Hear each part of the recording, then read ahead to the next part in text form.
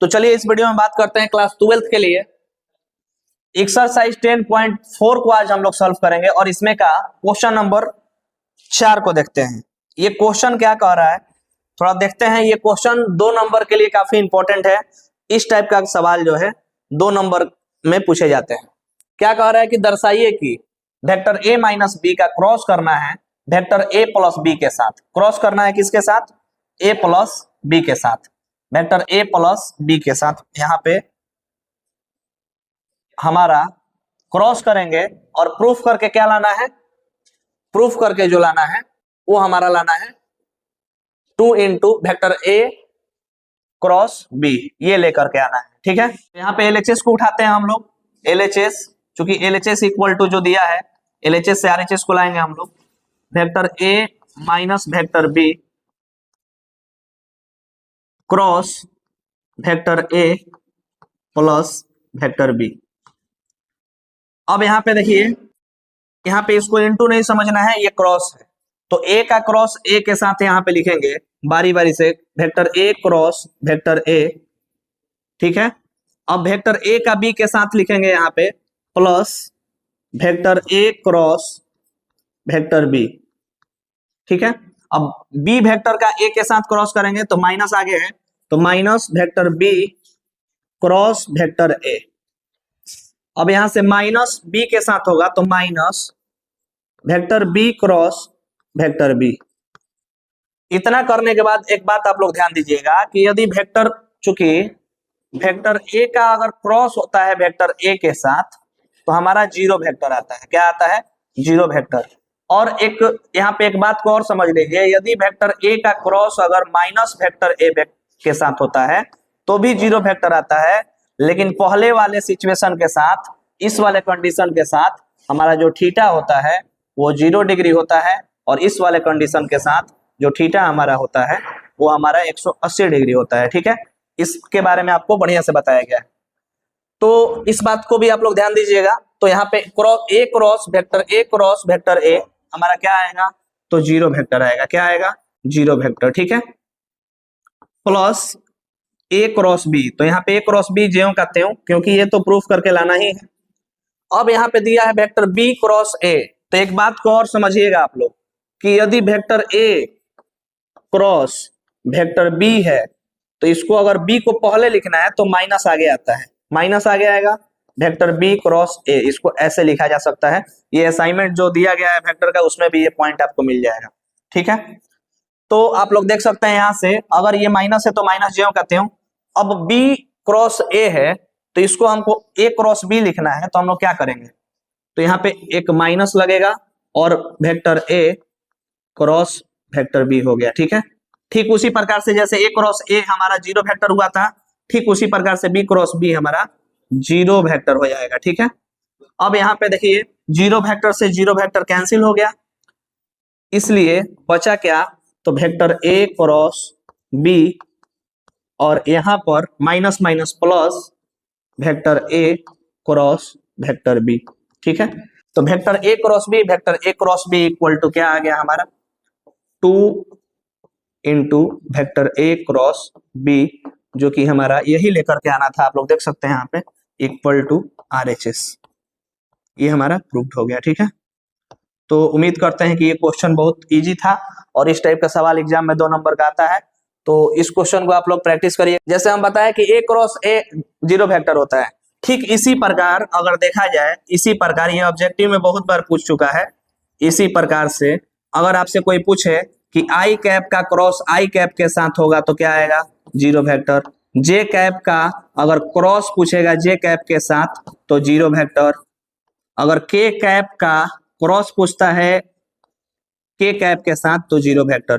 आपको ध्यान रहे कि अगर इन दोनों का डॉट करेंगे आई डॉट आई एक होता है, इन दोनों का क्रॉस अगर सेम के साथ क्रॉस होगा जीरो और सेम के साथ अगर डॉट होता है तो एक। ये सारी बातें आप लोगों को पॉइंट याद रखना है। आगे हम लोग 5 नंबर सवाल को देखते हैं कि लेमडा और म्यू का मान ज्ञात करें। यदि एक वेक्टर हमारा यहाँ पे दिया हुआ है, दूसरा वेक्टर यहाँ पे है, इन दोनों का क्रॉस जीरो वेक्टर आता है। देखिए तो जो दिया है वो क्या दिया है? यदि vector 2i cap plus 6j cap plus 27k cap का क्रॉस कर रहा है आई कैप प्लस लेमडा जे कैप प्लस म्यू के कैप के साथ, तो जीरो वेक्टर आ रहा है। ठीक है, तो लिखेंगे चूंकि इन दोनों का क्रॉस क्या आ रहा है बहादुर, जीरो वेक्टर। ठीक है, जीरो वेक्टर आ रहा है, तो यहाँ पे हम लोग इसको लिख लेते हैं। तो आप लोग बताइए दो सदिशों का, अगर दो सदिशों का क्रॉस प्रोडक्ट हम लोग कैसे करते हैं, तो दो सदिशों का क्रॉस प्रोडक्ट करने के लिए हम लोगों का सारणी का प्रयोग करना पड़ता है। तो इसको हम लोग इस तरीके से लिखेंगे, और पहला रो में जो होता है आई कैप जे कैप के कैप लिखेंगे। पहले वेक्टर का आई जे के का कोफिशिएंट जो है, जो भी गुणांक है, ये R2 में लिखाएगा, तो यहाँ पे 2, और जे कैप का जो कोफिशिएंट है 6, तो यहाँ पे हो गया, और के कैप का जो कोफिशिएंट है 27, ये यहाँ पर आ गया।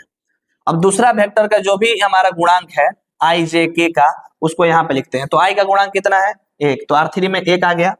जे का कितना है, तो लेमडा, तो यहाँ पे लेमडा आ गया, और के का क्या है म्यू, तो यहाँ पे हमारा म्यू आ गया। ठीक है, इक्वल टू क्या दिया है, तो जीरो वेक्टर दिया है। जीरो वेक्टर का मतलब, जीरो वेक्टर का मतलब जो होता है, यहाँ पे आप लोगों को बता दे रहे हैं कि जीरो वेक्टर का जो मतलब होता है, जीरो आई कैप प्लस जीरो जे कैप प्लस जीरो के कैप होता है। ठीक है, ये हमारा शून्य सदिश।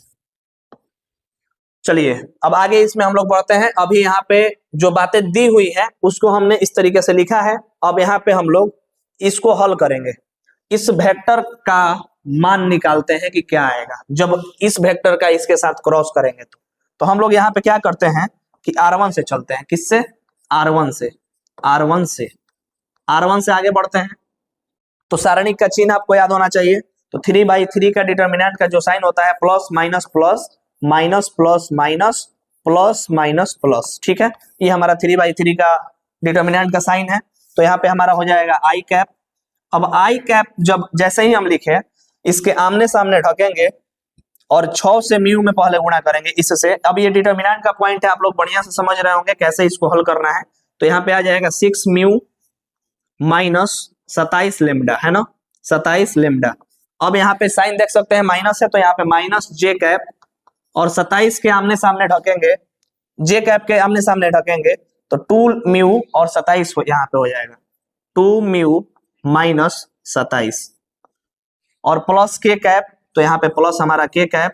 अब के कैप के सामने आमने सामने ढकेंगे तो 2 लेमडा माइनस 6, क्या आएगा यहाँ पे 2 लेमडा माइनस 6। ठीक है, अब यहाँ पे आगे बढ़ते हैं। तो बराबर में क्या दिया है, तो जीरो वेक्टर, क्या दिया है जीरो वेक्टर।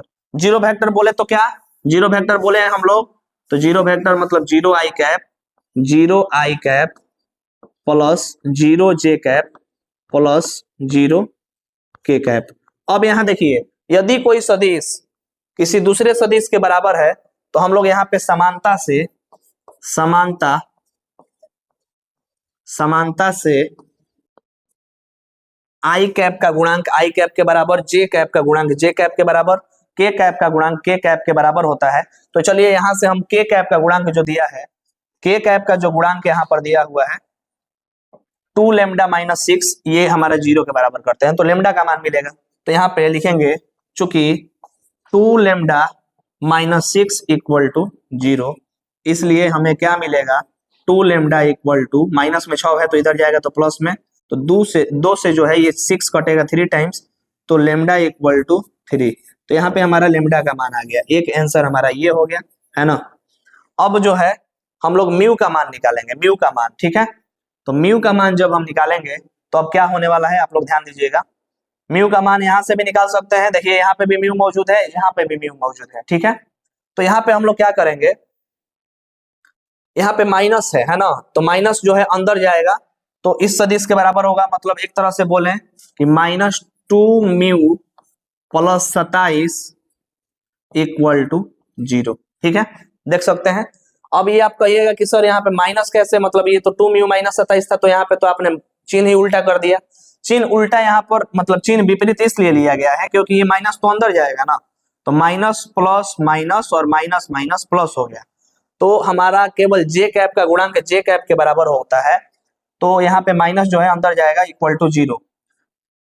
ठीक है, क्योंकि जे कैप का गुणांक 0 है। तो अब आगे देखते हैं, -2 म्यू इक्वल टू -27।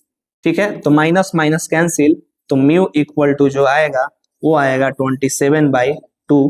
तो म्यू का मान हो गया हमारा 27/2। उम्मीद करते हैं कि दोनों क्वेश्चन बहुत अच्छे से आपको समझ में आया होगा। अगर कहीं पे भी दिक्कत है तो आप लोग कमेंट करके अवश्य बताएं। थैंक यू, मिलते हैं किसी नए वीडियो में किसी नए टॉपिक के साथ।